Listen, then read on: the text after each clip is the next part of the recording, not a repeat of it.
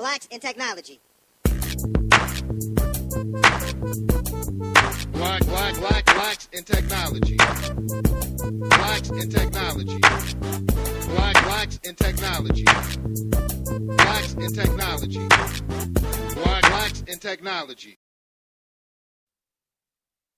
Welcome, everyone, to the 61st episode of the Blacks in Technology Big Tech Talk podcast. I am your host tonight, along with my host, Ayori. I didn't even give my name. How about that?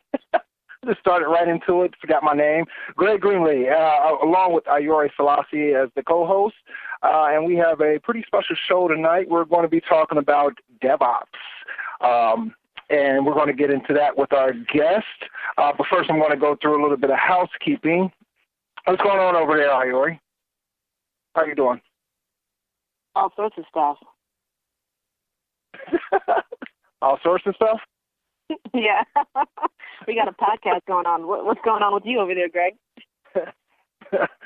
Not a whole lot. Just doing this podcast. I'm feeling good. Should be pretty good. Yeah. So let me go through a little bit of housekeeping, just get a few announcements out the way before we actually jump into our questions and introduce our guests. So it was Blacks in Technology. If you're listening to us for the first time, you can check us out at blacksintechnology.net. We're also on the Twitters at Black in Technology. That's BLKINTECHNOLOGY. You can check us out on Facebook as well, facebook.com/Blacks in Technology. And there's also a LinkedIn group for Blacks in Technology. So just do a search on Blacks in Technology and you find our LinkedIn group there as well. And if you're listening to this podcast right now, of course you got to be listening to it. But if you want to tweet us some questions for our guests, you can tweet them to Big Tech Talk. That's the hashtag to use. That's BITTECHTALK. Okay, so what is Blacks in Technology? We're a tech-focused community and media organization focused on increasing diversity in technology. Blacks in Technology's mission is to increase visibility, participation, and change the perception of people of African descent in technology through community-focused activities, events, and media. Blacks in Technology is stopping the divide by establishing a blueprint of world-class technical excellence and innovation by providing resources, guidance, and issuing a challenge to our members to surpass the high mark and establish new standards of global innovation via mind sharing and collaboration efforts. So Blacks in Technology, we're always on the lookout and to form new partnerships and opportunities to assist our members with their continued professional growth and development. So if you want to partner with us, send us an email to partnerships@blacksintechnology.net. If you have any general inquiries, you can send us an email to info@blacksintechnology.net. And also, if you'd like to be a sponsor of the Big Tech Talk podcast and get your product or company name in front of our wide network, email us at sponsorship@blacksintechnology.net. Now on to announcements, big announcements. So, jobs board. We did implement a jobs board recently, and that is up. We've got jobs posted on there. We'll be getting more jobs posted pretty soon. So visit that on our homepage. There's a jobs link at the top, so just click on that to see who's hiring right now. FaucetCon is going on right now in Orlando, Florida. I think today was the first day. Yeah, it's the 11th. Today is the first day. It's going down in Orlando, Florida. FaucetCon is a free and open source software conference being put on by a fellow BIT member, Brian Smith. So shout out to Brian for organizing or being one of the co-organizers of the FaucetCon event. PuppetConf is actually going to be going on. When is that? The 20th. Through the 24th in San Francisco, California, and we actually have about, yes, it is. We actually have about 8 members of Blacks in Technology attending that conference, including yours truly, and Ayori is going to be there as well. It's going to be a kick-ass time. We're going to have fun. We're going to take lots of pictures, mingle a lot, learn a lot. Should be fun. It's a 5-day event. First 3 days is training. Last 2 days are keynotes, talks, demos, and certification testing. And what else is coming up? Strange Loop. So we got so much stuff coming up. We got Strange Loop in St. Louis. So all my Midwest people who are going to be passing through the gateway to the West on September 17th, 18th, and 19th to hang out with our folks down there talking about emerging languages. We're going to be talking about Erlang. Last year we had an awesome keynote by the creator of Scala. It's going to be great. So we'll be possibly even doing a live podcast from St. Louis, and sharing about that. And then also we've got DevOps Day coming in Chicago in October 7th to 8th. So there are going to be some awesome talks. They're going to be doing some Ignite sessions. And, we want to give a shout-out to Jerry Cattell, tell us about Jerry Cattell, Greg. Jerry, I actually met Jerry through the Twitterverse. So Jerry, I think he was responding to a tweet about a call for papers that Elizabeth Nairmore, she's big in the PHP community, especially here in Cincinnati. I think she used to work for Engine Yard. Sent out a tweet. Jerry responded. I responded to Jerry, and me and Jerry began a dialogue. And I was like, hey, I'm been really looking at, DevOps and following the movement and everything like that. And I want people within our community to know about DevOps and learn about DevOps. And I want to, want Life Technology to be a media sponsor. So we worked that out. We actually have a code for people who want to attend DevOps Day Chicago. It's going to be going on October 7th and 8th at Willis Tower. And if you want to sign up and get 20% off, use the code BIT-DevOps. So that's BIT-DEVOPS for 20% off admission there. So shout out to Jerry. We've had a lot of conversation over the past, week, 2 weeks. And he actually, with his help, has helped us to engineer this podcast that we're having today. He reached out to his network and got a couple of guys to talk about DevOps. So that's what we're here for tonight. What else? Real quick. Next week is going to be our end of summer splash, our end of summer podcast. It's going to be live from Strange Loop. We hope to be bringing you that next Thursday, same bit time, same bit channel. That's pretty good. Same bit time, bit channel. Anybody who knows the reference to the old school Batman, that's where that's coming from. Anyhow, conferences, we're going to be talking about upcoming conferences. We're going to be talking about a jobs board. We're going to be talking about things that's going to be happening for our upcoming year. It's going to be a big show. So tune in next week, same time, same channel. So now let's jump into this into our guests because I'm happy to have these guys here, and they took time out of their night to join us here and talk DevOps. So I want to introduce our guests, Matt Stratton and Michael Lanyon. Welcome, guys, to the show. Thanks for having us. Thank you. So real quick, I want to give our audience your background, your bios. Matt Stratton is a solutions architect at Chef, where he demonstrates how Chef's automation platform provides speed and flexibility to clients' infrastructure. He's also the co-host of the Arrested DevOps podcast, so go check that out. I have it actually in my Podkicker subscription list. It's the Arrested DevOps podcast, and he's devoted to concepts like continuous delivery and infrastructure as code. If you don't know what that is, you're going to know by the end of this podcast. And his license plate actually says DevOps, so this guy is devoted to DevOps.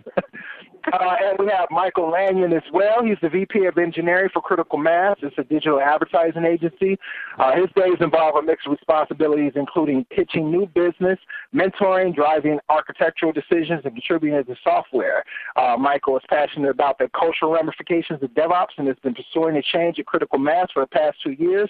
He lives in Chicago with his wife and 2 cats, and is a former competitive cyclist and enjoys long bike rides on the weekend. So welcome, guys.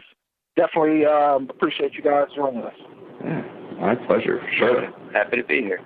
Awesome. Yeah, we've talked before. It's funny when there's been conversations about the phrase or the word DevOps and about if we need to change the word to mean something different. And I continue to say we cannot change it because I'm not getting new plates, man.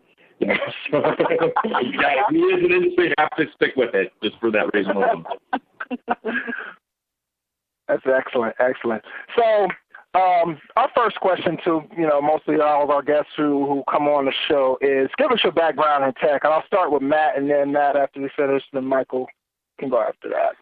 Okay, so I mean, we'll kind of skip around a little bit, but I mean, like a lot of people, I guess, I mean, started out in elementary school, kind of played on with the good old Apple II, playing lemonade stand, Oregon Trail, and right now they used to have little programs in the Sunday funnies that, you know, basic programs you go type in and run, and so playing with that kind of stuff. And fast forward a little bit to I went to school originally for theater and switched to computer science because I decided I wanted to actually get a job.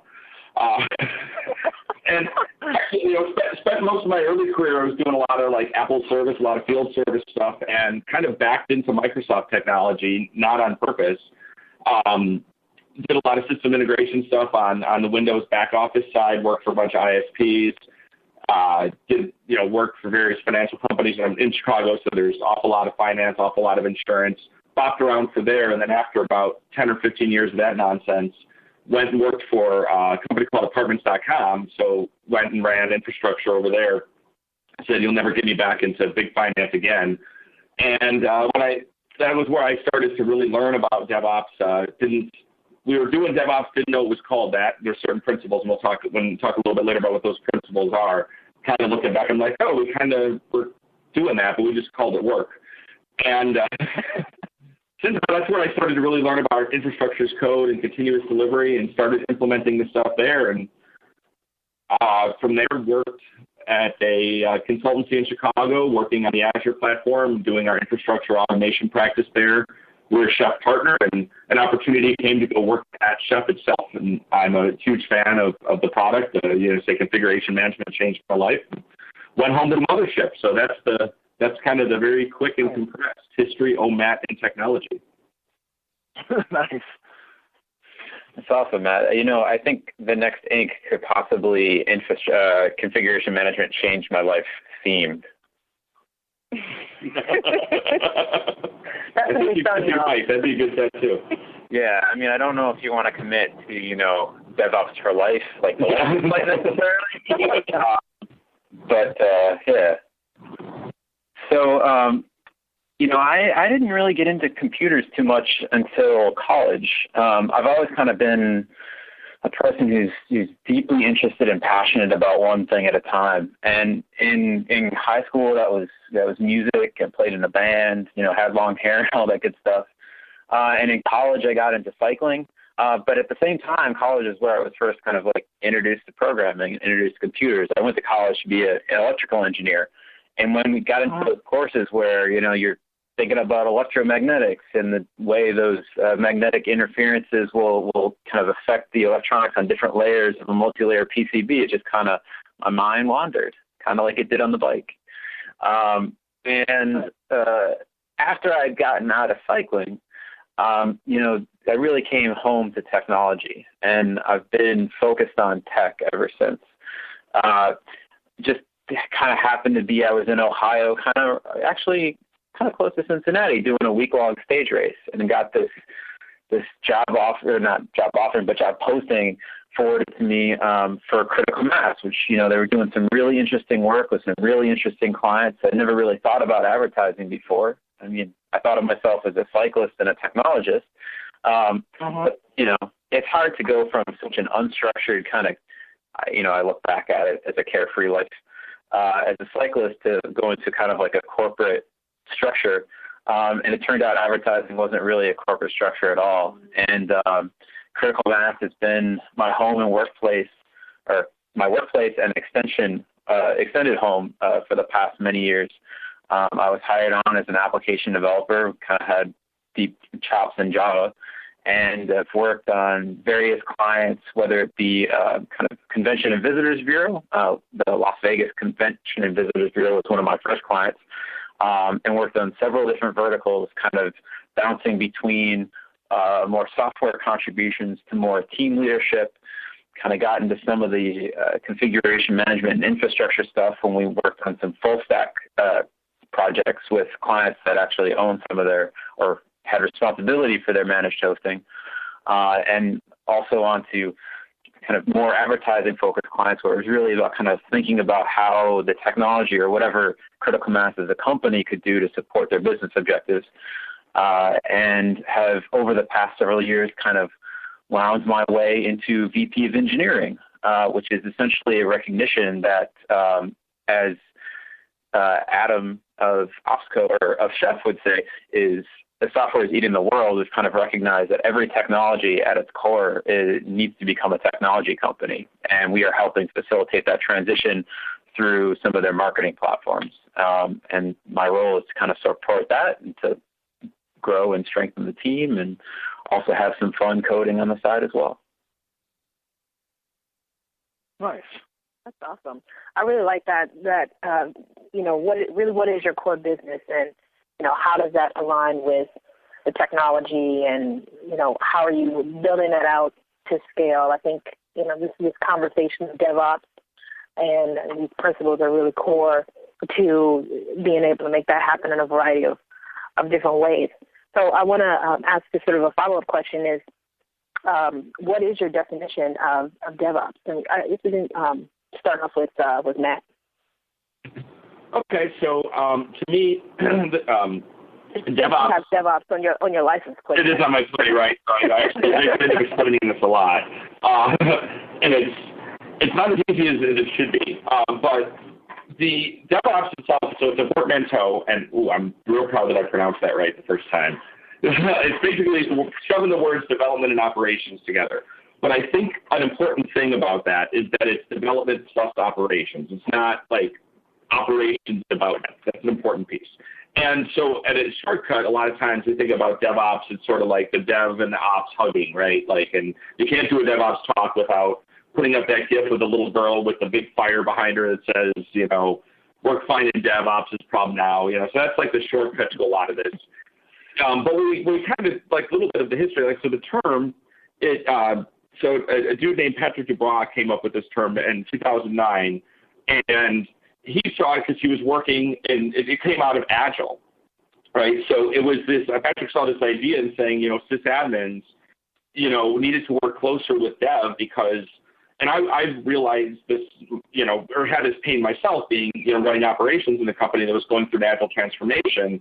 And when you're looking and you're doing these fast cycles of Agile and these short loops and these sprints and everything's moving really quickly, traditional technology operations, it's really, really challenging to keep up with that. And so that was the thing that Patrick saw. And his idea was to include the principles of Agile development into system administration. And in fact, actually the original, for lack of a better term, the original name of DevOps was Agile System Administration. And as Patrick would tell you, they renamed it DevOps because Agile System Administration was too long for a conference name.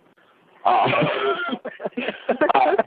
the same time that Patrick was having this, kind of stuff happening at Velocity in 2009, John Allspaw and Paul Hammond from Flickr gave a talk called 10 Deploys a Day at Flickr.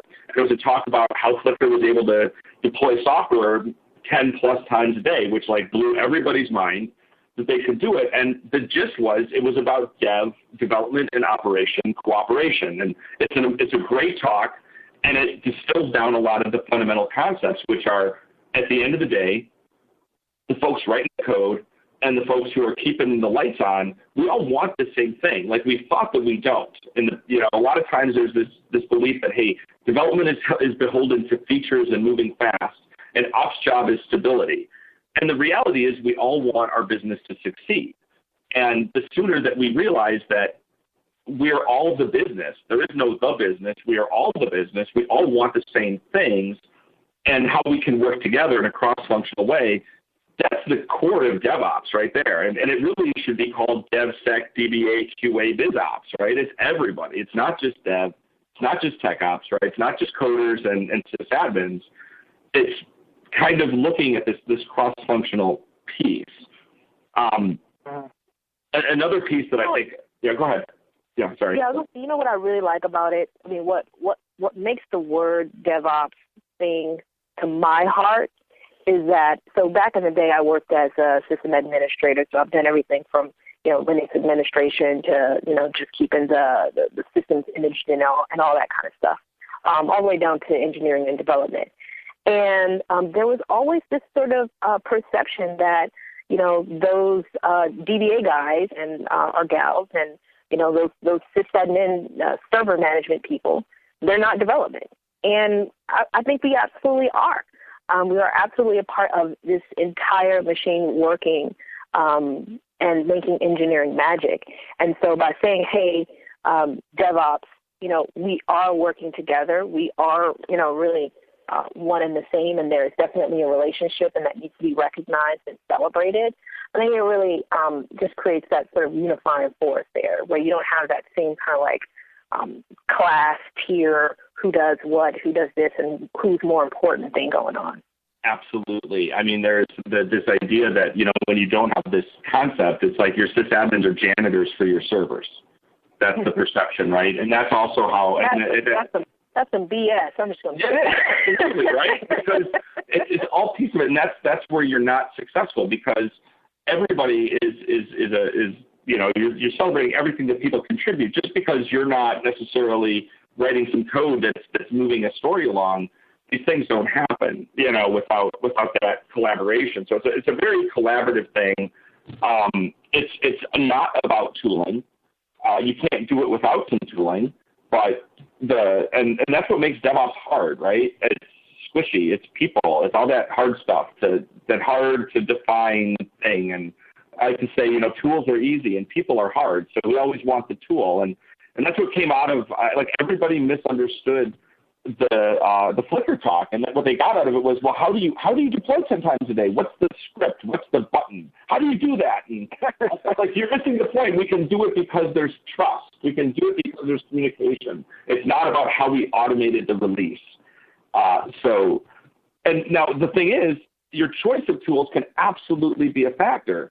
So if you're familiar with this concept of Conway's Law, which is that the culture of an organization influences the architecture of its software, the same thing can happen in an inverse way with tooling.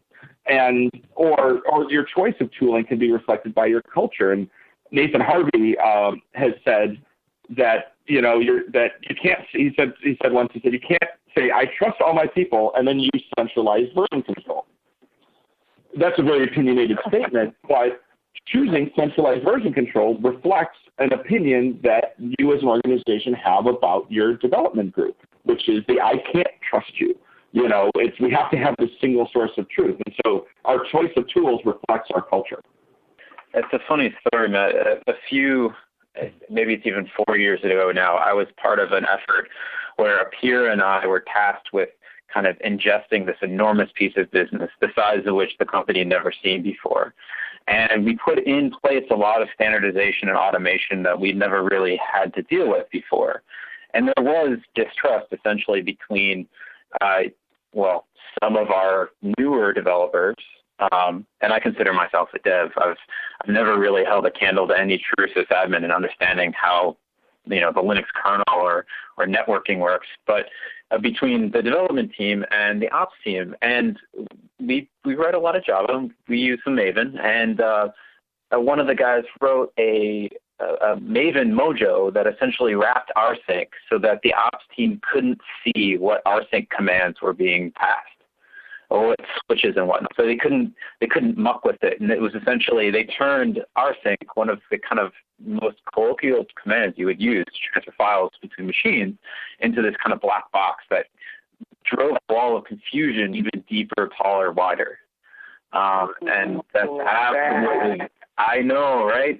It was amazing how kind of detrimental it was to this idea of collaboration.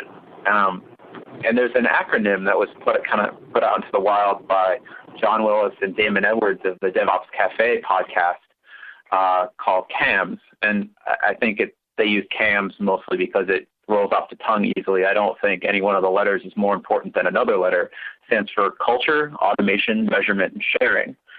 And you really need all of those things to be able to kind of have this cultural shift that is DevOps. I think that's, I think what you guys are talking about as far as culture is definitely what hits home with me, because when I talk about culture and I bring this up to some of the higher ups in the company I work for, I like to kind of explain it using a farmer's using a farmer as a metaphor, and I like to say, farming to a farmer, that's their culture, right? That's what they do. Every day in and day out, they go out and farm. And they use the tools that they have in order to get that job done. And I like to say this because, some people will think that if you put the tools in place, then that's going to actually bring along the culture. And I like to say, no, the tools don't actually create culture. And I like the phrase that you mentioned, tools reflect culture. And so I like to say, if a farmer wants to till his land, or whatever, he's going to till the land regardless on what type of tool he has. Now, the tool might make it easier for him to do it, but it definitely doesn't. That's not what determines whether or not he's going to. The fact that he's a farmer, the fact that that's his culture, the fact that he gets up every day at 5 a.m. or whatever and goes out and does this same thing continually every day is what makes him, a farmer. And you have to have that type of culture in place before you can get to that point to where these tools are even going to matter. No, and I really like that. But the other piece of that is, so when that farmer decides he wants to be a banker and goes and he brings his, backhoe or his combine with him to go count some money, it's not going to work so well. He's going to have to come up with another. He's going to have to use another tool. So the corollary of that too is that when I make my cultural change, I do have to change the tools that I'm using in order to do it. But I'm going to become a banker just because I throw away my combine. Now I take, this metaphor is going to die because I think of a tool that a banker would use. Excel. My Excel, right? My field, and suddenly say, now I'm going to be a banker. So I like that. I like that analogy really well. I'm going to steal that. It's not Feel stealing. free. It's not stealing. It's all open source, right? Exactly. So, we're talking about that. We're talking about culture, and we're talking about that it's this cultural shift, it's a position or something that you do, but yet it's not a thing that you do. Because I've listened to a lot of DevOps podcasts, and I've kind of followed DevOps, and people who are in the DevOps movement, in the DevOps culture, hate saying you're doing DevOps or, you're a DevOps engineer. So it's more of a cultural shift than it is a position.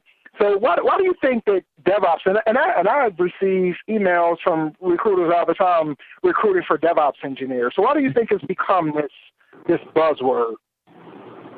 I think you nailed it because it's a buzzword, right? It's that this is going to be the thing, right? I'm the CIO. I read in the Insight magazine that DevOps is a thing, so I'm going to go to my team and say, well, we got to do the DevOps. And so what you do is you just rebrand your release management team as your DevOps team if you have one, or more likely than what happens is, I can tell you this in Chicago, right? We're no longer hiring sysadmins. If you want to be a sysadmin, too bad. We have no jobs. We got a lot of DevOps engineers. And it's the exact same job, right? It's a sysadmin job rec that's been branded a DevOps engineer. And the problem, so here's the problems with that. Number one is, Greg, like you said, it's not a thing that you do, right? It's not, and the problem is, sometimes organizations will say, well, I'm going to create a DevOps team. And now you're like, great, because we hate silos. DevOps says we shouldn't have silos, so I know, let's create another one. But that what you're doing is you're also thinking, well, it's the new sexy, right? So DevOps is hot. So I'm going to say we're not hiring sysadmins, we're hiring DevOps engineers. So people that want to do the cool stuff will want to come work for us. But the problem is they don't want that job because they're going to see that the job is to perform backups on your Windows 2003 file server, and that ain't no DevOps, man. So it's counterproductive. The corollary is, if you want to call yourself a DevOps engineer and you're getting good work done, then go for it. There's a woman who's actually going to be speaking at DevOps Day Chicago, Randy Harper, who works for Kixeye, and her title at Kixeye is DevOps engineer, and she owns it. And you know what? I don't have a single problem with it because, maybe you'd say, oh, she's a full stack engineer or an SRE or whatever you want to call it, but her way of approaching it is my job is it's hardcore sysadmin, but I'm embedded with our development teams. I work with those teams, and we help bring about the stability of the system that we need to have. And it's like, then you know what? Go on with your bad self and call yourself a DevOps engineer. Yeah, it's coming from advertising. I feel like I have a little bit more compassion for what it takes to like really kind of signal what it is you intend to have in such a short amount of space. I mean, DevOps in 6 letters, it's signaling so much.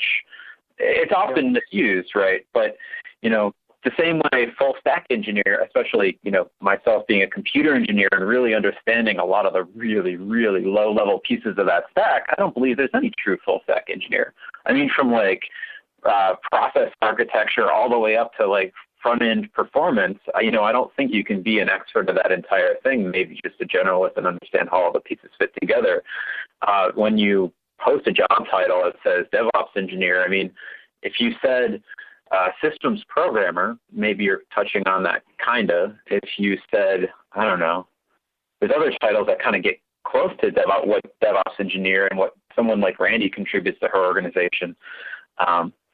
But it's difficult if you don't use the word that kind of is emblematic of the community you're trying to recruit from. Yeah, I think just to throw my little 2 cents in there, not being from DevOps, but the way that I think of it just from a social standpoint is the same way that I think about when someone says they're a software engineer or they're a developer versus a quality engineer. You know, socially we have developed a response to job titles.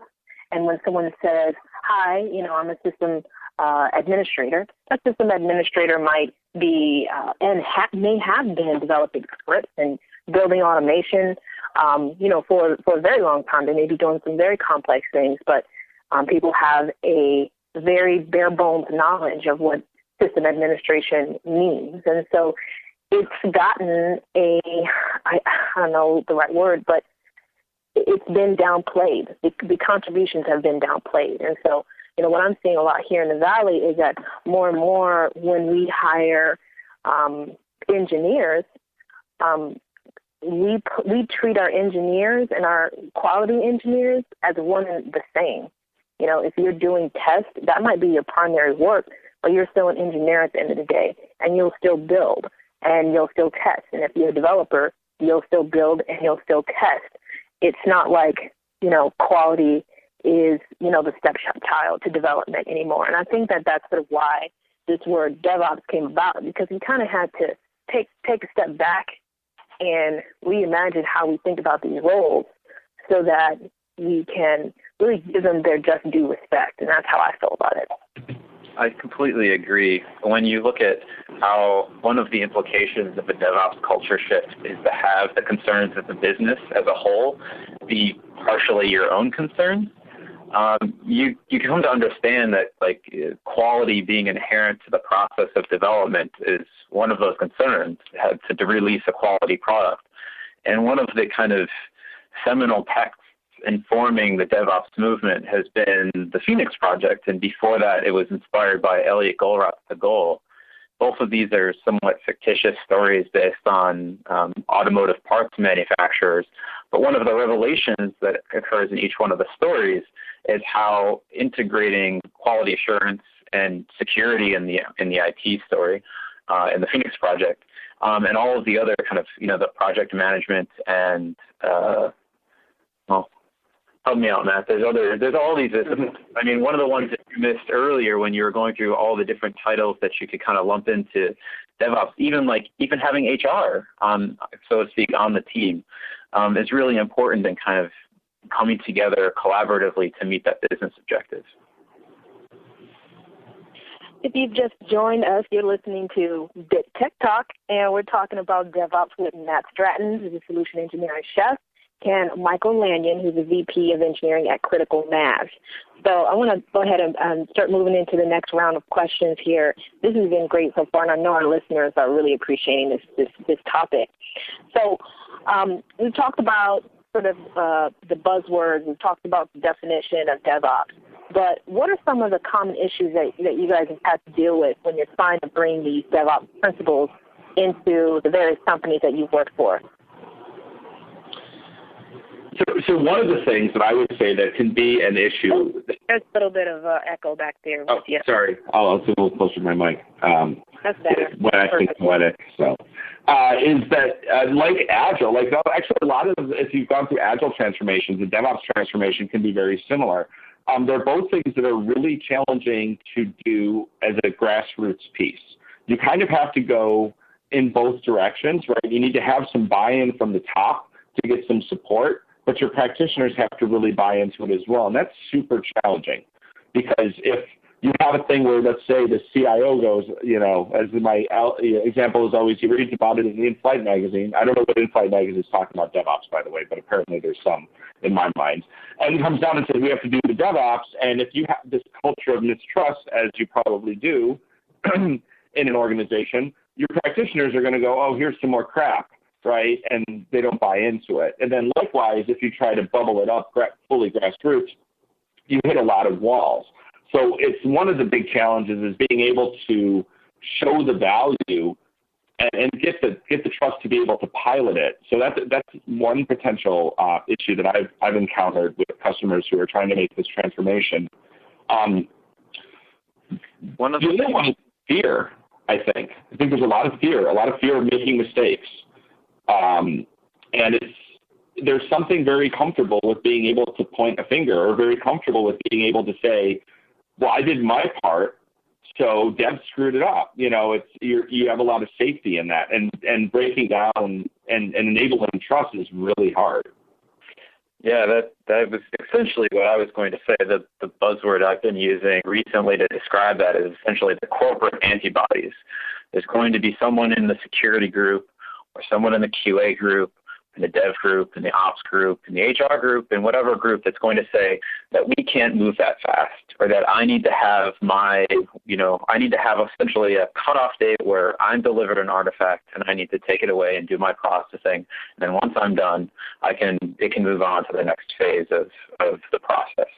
And when you have a kind of entrenched interest actors in your organization who are really comfortable with the way things are, it can really be a barrier to seeing through some of the change that needs to happen to really act collaboratively, have that true and open sharing, and see that culture change through. I want to kind of piggyback a question, or piggyback off of that. When I hear about DevOps and different organizations and companies implementing the DevOps culture within it's usually these large web scale companies that are doing it. You hear about the Twitter, the Etsy's, places like that. So is there let me say how to phrase this. Is there a company or is there any any situation, within a company where DevOps is not the way to kind of go, hey, this is not going to be good for this company. Have you guys ever experienced anything like that, or do you know of any instances? Or what would be like the prototypical company where DevOps would be, or you would say, hey, DevOps is definitely for you. You should be practicing it. Well, actually, I would say the funny thing, and this is where, Michael referenced Damon Edwards from DevOps Cafe, and he's been the one who has said before that actually big enterprise is who needs DevOps.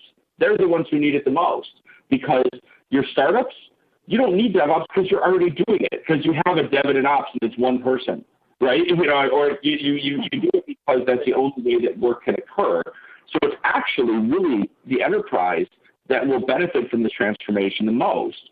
And there are great examples of that happening. It's happened at General Electric, at GE.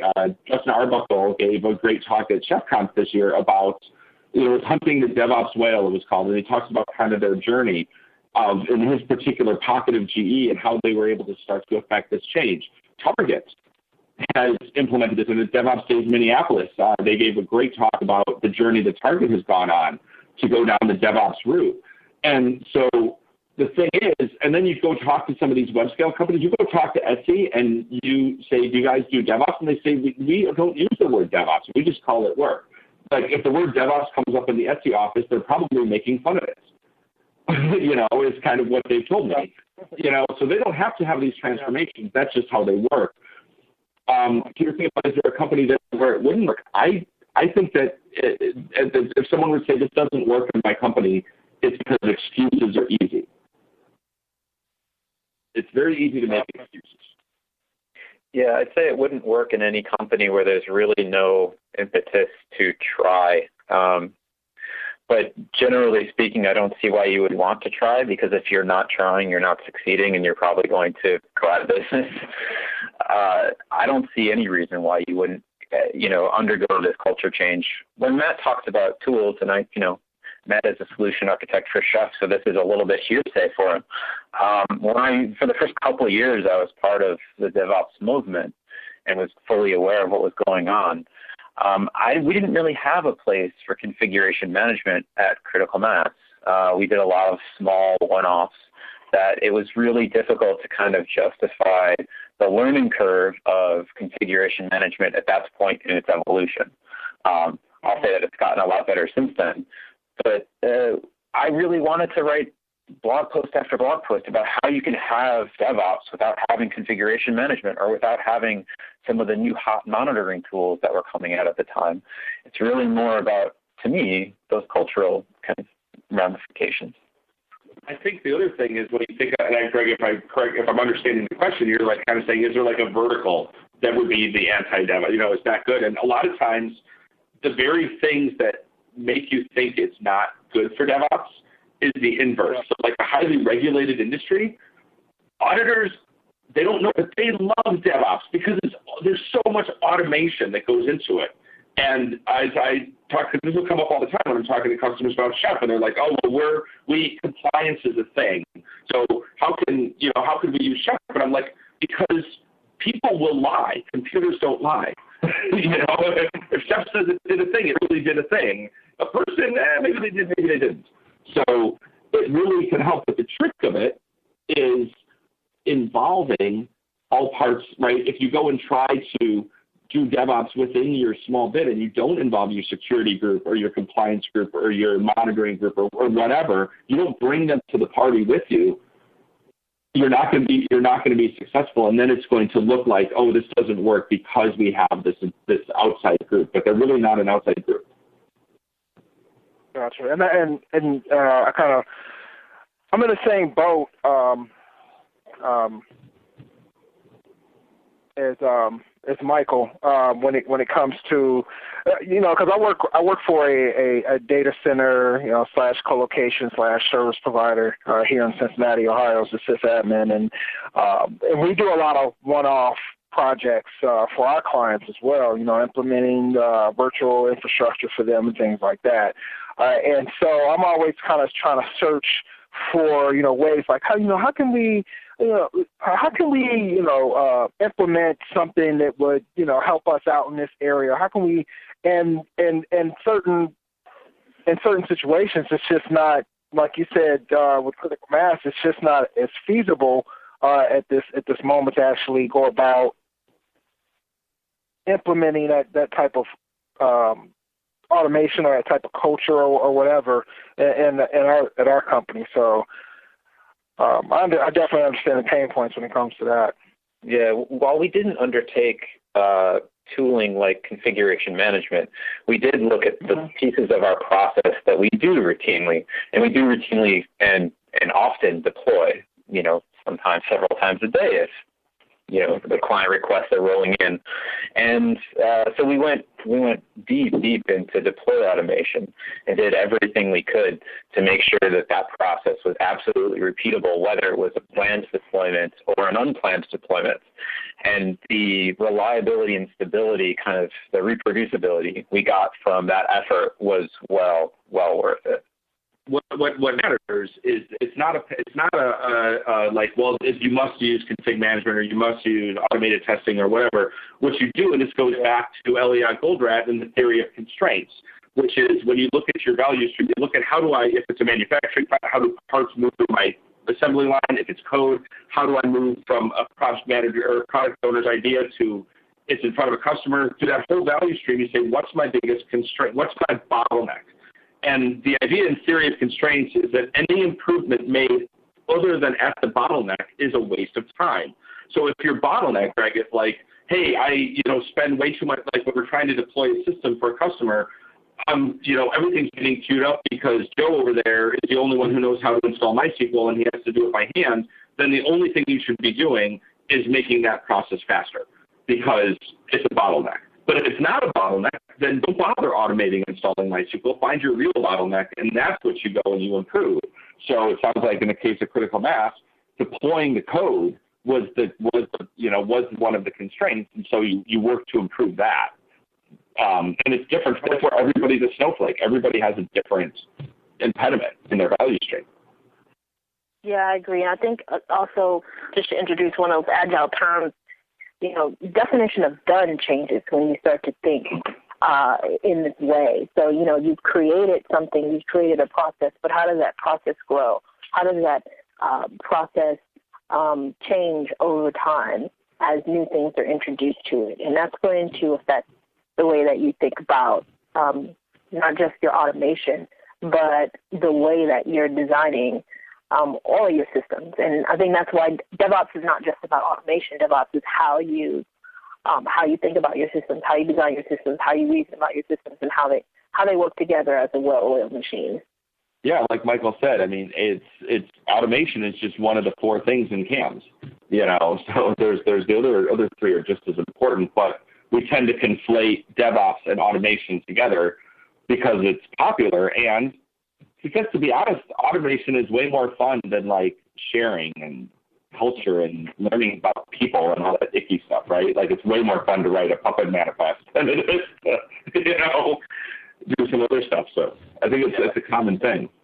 It's so much easier than culture change. It's just, you can put on your headphones and do automation. You cannot put on your headphones and do culture change.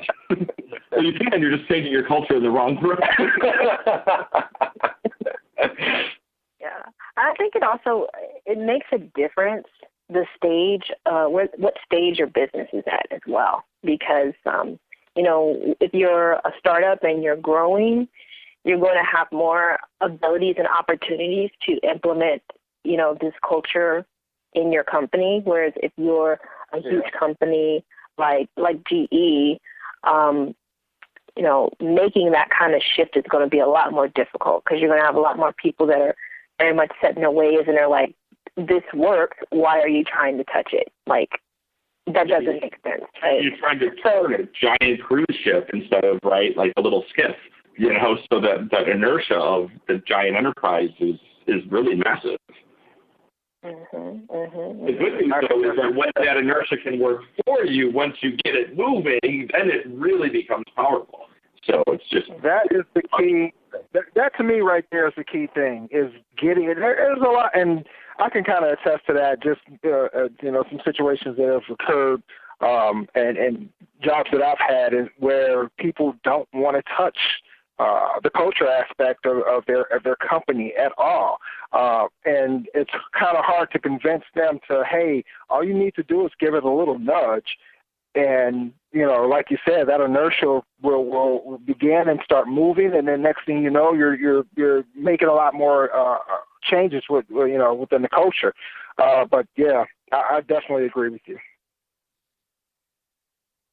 Cool. So the other thing we talked about, we mentioned this a couple of times, and I want to go into a little bit of detail on this, is this concept of infrastructure as code. Like, what do you mean about that? And can you go into some detail about that concept? Sure. It's actually a pretty simple concept, and it's one that I like because it kind of defines itself. But what it means, there's 2 pieces to infrastructure as code. One is that it is defining your infrastructure as a versioned artifact. And what do I mean by that? What I mean is that it's, instead of being, I can sit there and I can say this portion of my infrastructure or this entirety of my infrastructure is versioned. I know its state. I'm describing its state the same way that I would describe something in software, in code, of something that I want, rather than being procedural and saying, here's a bunch of tasks that I do. You can think about it almost as your systems are Christopher Weber, who's a config management nerd as well, has talked about, he thinks about in infrastructure as code, all your systems are software objects and interact with each other. And I'm like, that's, wow, taking the metaphor really far. But it works. But so that's one of it, is that you think about your infrastructure as artifacts, just like DLLs, binaries, config files, XML, whatever you have it. The other piece of infrastructure as code is something about, and again, this gets a little bit onto the process side, is that it's treating your infrastructure with all the rigor and process that we've been doing with software development for years. A lot of these things are solved problems. Developers, not everyone, but as a community, are really good at testing, at versioning, at moving things through stages, and following these, doing things like code reviews. And admins and ops, we don't know what any of this means other than that they're things that our developer people do. So what we do with infrastructure as code, if we're using a tool that enables it, something like Puppet or Chef, is we are now saying, instead of writing some shell script that does its thing, I am writing actual code, but don't be scared of it, because I can tell you, if you're a sysadmin, you can code and you can debug and you do it all the time. You just don't call it that, but that's another story. And we're going to do things like test it before we deploy it. And we're going to do things like version it, and version it being more than doing .bak on a file or .timestamp on a file, like actually using source control for our configurations. And that's the first step of infrastructure as code could simply be taking your HTTP conf and putting it in version control. You don't need to use Chef. Just version config files. That's step one. And hey, man, you're doing infrastructure as code, the beginnings of it, or testing a configuration on a test machine before you actually deploy it. That's the beginnings of infrastructure as code. But it's a cultural shift. Adam Jacob, Chef, has said, you want to see cultural freakout, ask a bunch of sysadmins to do a code review before they push a change to production. We just don't think that way, and we need to, or we're going to become janitors for servers. It's that looking at the infrastructure, that artifact that defines it as a piece of software, and applying all the rigors you would to that piece of software as you do the piece of software that serves your business, is really kind of what hooked me into it. Over the past 18 months, and certainly the tool maturity over the past 6 to 9 months of the testing for the different infrastructure as code kind of configuration management systems, is what's pulled me back into it. And the way that I kind of look at infrastructure as code, kind of a third lens maybe, is it's executable documentation that defines your infrastructure. The same way you might write down all of the steps, all the commands you wrote, into the terminal to create that server. Well, now in my manifest or in my recipe, I can now run that, and the infrastructure converges to the state as defined in source control. And the fact that every time I commit to source control, my CI tool pulls it out, runs the tests on it, and actually converges nodes, and I'm able to assert that these ports are open and these ports are not. And these services running, and if I restart the box, all of those things come right back up. It's just as beautiful, and it gives me that confidence that as a developer, I've come to expect that I can assert about the software I write. Before that, some of the sysadminry that I've seen just kind of was black magic to me almost. You ask for a server and you got a server and you didn't quite know exactly which version of the software you got on it. And having configuration management and being able to edit those files in Sublime Text, it's beautiful. Yeah, man, I love that. I'm just thinking, all the different ways where we can take that word infrastructure and align it with all the other words that we generally relate to software development. We've got a software development lifecycle. How does infrastructure fall into that? Like, what are all the other kinds of pieces and kind of concepts that we can relate to that? Because, I've been talking to some of my friends. My friends are, in the sysadmin space, and so I'm really glad to have you say that, if you keep going along this path, you're going to, become server janitors, because really, times are changing fast. We're going through the same kind of, changes that we went through in the 90s when folks were all of a sudden losing their jobs and there were new people coming in and new ways of doing things, and all of a sudden it was client server, and then all of a sudden now it's cloud in the 2000s, and now we're seeing all sorts of other things change, and as we move more and more deeper into the Internet of Things, we're going to see a lot more changes as well. And so folks really have to get on top of this and start to understand how these shifts are going to affect their work and be a part of leading those cultural changes in the companies that they're in. And I think if you're in a company where you can tell that cultural change is either impossible or is going to take too long for you to benefit from it, then you should really start looking elsewhere and start trying to find other people who are aligned to that mindset so that you can find yourself in a place where you're really going to be able to grow and be a part of the change that's happening. I agree, and that's the thing. Like, you talked about the transformation that's happening, and like I made that comment about, like, if you don't know how to do this next level of stuff, it's not so much that you're going to be out of a job, because there's going to be plenty of companies that still want to click next admin on the Microsoft side, or people that'll just keep the lights on. Just like there's still people maintaining COBOL and mainframes out there, but no one's doing anything awesome. You're not going to. It's not going to be rewarding. Thank you. And so that's why I said it's not that the risk is going to be that you're going to be out of a job. The risk is that you're going to be a server janitor, and maybe that's okay. And awesome, someone's going to do it, but it ain't going to be me. I don't know. And we're just here to tell the truth. We're not sugarcoat it. We're just going to say, hey, we've seen it happen, and we know that it's happening now, and you can choose which part you're on. Like, we're not going to be mad at you, but we don't want you to be mad at yourself. So do the thing. A couple months ago, the server janitor thing was something I first heard from Todd Underwood during his DevOps Days Philadelphia talk. And he kind of had a zip through the end of it, but he really landed hard on that. You're going to become a server janitor. You're going to be working the dentist office ring in your city, where you're just like making sure that their workstation's up front and the payment processing system in back and the printer are all connected.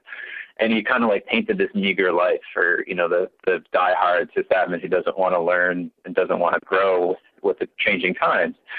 But over the past couple months, I've heard more and more about how consulting companies are coming in and kind of aggressively gobbling up these longer tail or dots along that longer tail of technical implementation. So you think of the vet office or the dentist office or like the pediatrician down the street's office. They're building platforms, with service integration that tie them into the big medical record systems or, tie it into the pet record system or whatnot. And I'm not even sure there's going to be a spot to have anything but somebody on a skateboard in a data center, scooting enormous servers that have, had a hardware failure back and forth between the maintenance stations. Wow. That's deep.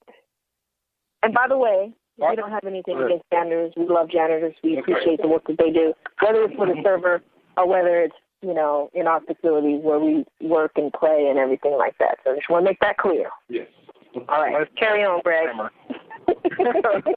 Well, I mean, you guys are giving me, tonight just some tidbits that I can take back to work tomorrow. So, definitely thank you guys for that. I want to we got one final question before we get out of here that I want to pose to both of you, actually. So this is kind of a hypothetical scenario, but let's say we got a person out there as a systems admin or engineer.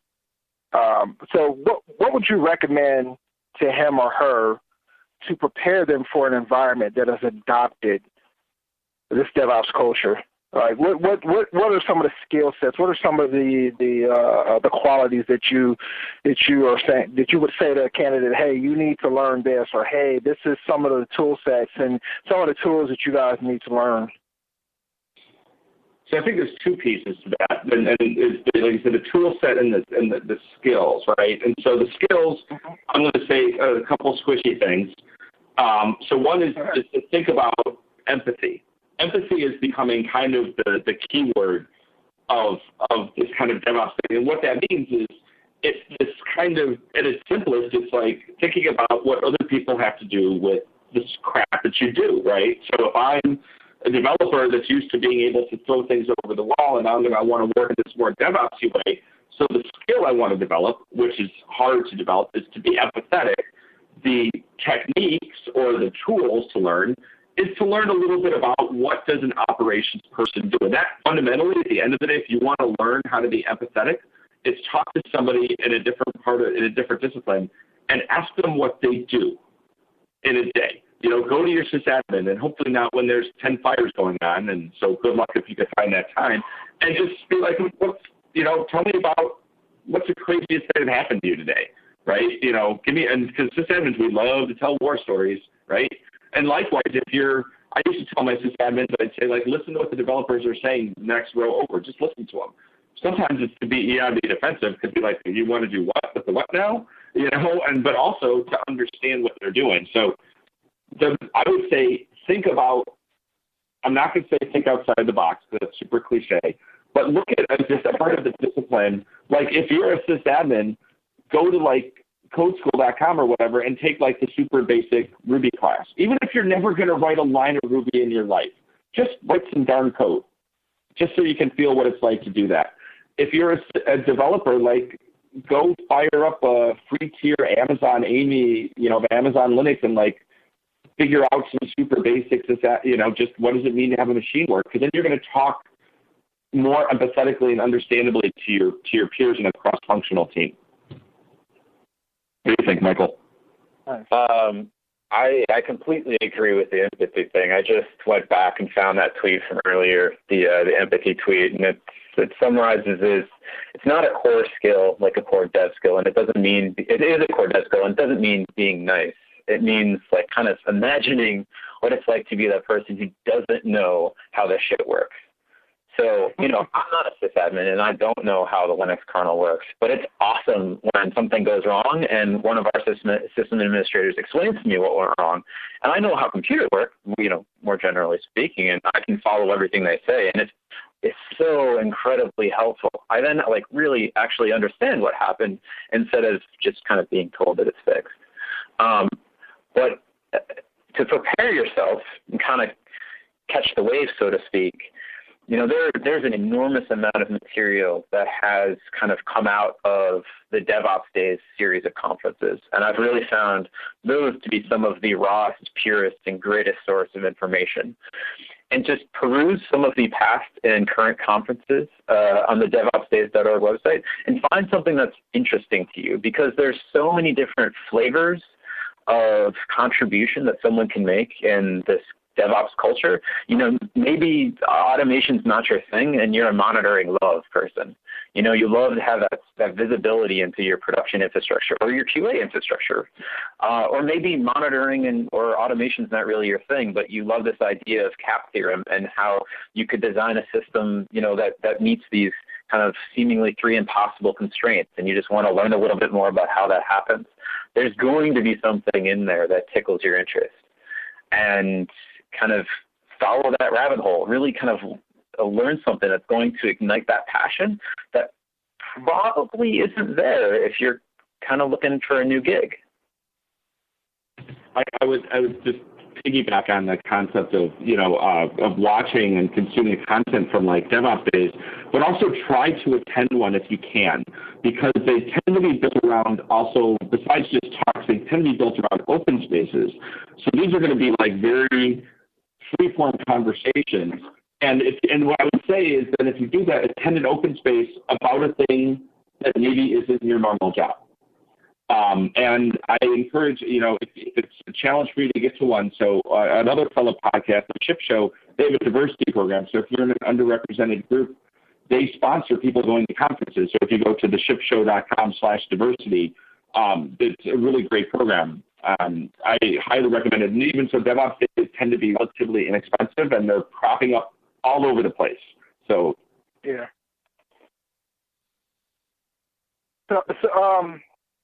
So I definitely agree with what you two are saying there. I want to put out there as well, and there's been some discussions on our forums about DevOps, mainly started by me, but there is an ebook out there called Shades of DevOps. It's a pretty good book by Joe Sanchez. You can get it if you go to devopsebook.com and then /shades -of-DevOps. There's an ebook there. And there's a What is DevOps Infrastructure as Code by Mike, I'm probably going to mispronounce his name, Lukides, I think it's how, Lukides. As well, there's a PDF out there. This gives you some more insight into, what DevOps is and some of the tooling and some of the cultural aspects around DevOps as well. So I'll definitely check out your podcast as well. And give us the URL before we all get out of here. Give us the URL. Yeah, so we're at arresteddevops.com. Also, if you're a podcast person and you dig DevOps, I recommend there's also theshipshow.com. They tend to be around DevOps and release engineering. And DevOps Cafe is kind of they're the godfathers of DevOps podcasting, and they talk some deep stuff. So you might come listen to us first to kind of understand the basics, and then go listen to Damon and John when you've kind of leveled up and are ready for them. So. Excellent. And how can people get in contact with you if they want to follow you on Twitter or? Yeah, so I'm on Twitter at Matt Stratton. So I'm pretty much, I live there. So that's about the best way to get a hold of me. I love to engage on Twitter. So questions you have about DevOps, infrastructure as code, Jeff, I don't know, stuff. Yeah. That's pretty open on Twitter. I'm a little less active, but I'm Lanyon M at Lanyon M on Twitter, and I would love to meet people. So Matt and I are both co-organizers of DevOps Days Chicago. We've been kind of dropping the DevOps Days hints and how much we really enjoy the whole series of DevOps Days conferences, and so we'll both be there. And if you can make it out to Chicago, there's promo codes and whatnot floating around on the internet.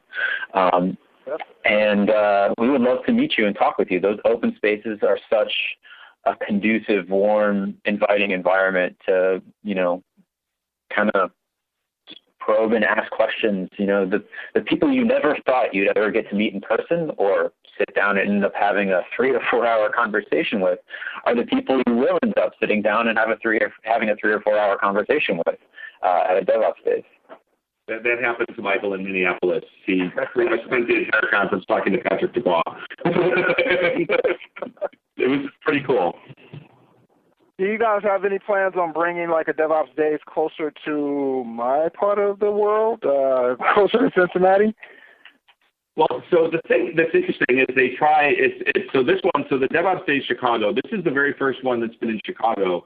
And Minneapolis, that was a few months ago, was the first one in all of the Midwest. So they're growing. They're pretty careful about wanting to not kind of cannibalize upon each other. So I mean, there's even concern that Chicago might be too close to Minneapolis. But I know, and my geography is terrible. So I don't know, like how close like Pittsburgh is to you guys, or I know there's been talk of like Philly. It might be interesting to do. I mean, some type of Ohio, and so it can happen. And the upshot is if someone wants. There's not like really like official governing body of DevOps Days. I mean, it's a group of organizers, but the way one gets started is it's a local group of people that say, I want to have a DevOps Day in Cincinnati. And you go to DevOpsDays.org and you read the organizer guide and you look at all the stuff there is to do and you go home and you cry when you think about all the work it would take and then you shake it off and you try it out, so. Yeah, you got to talk to Matt and I in 4 weeks when it's the day after the conference, and we will try and get you never ever to think about running a conference. That's funny. Yeah, at Pittsburgh, I mean, it's probably the same distance as it is to Chicago from Cincinnati, which is around 5 or 6 hours.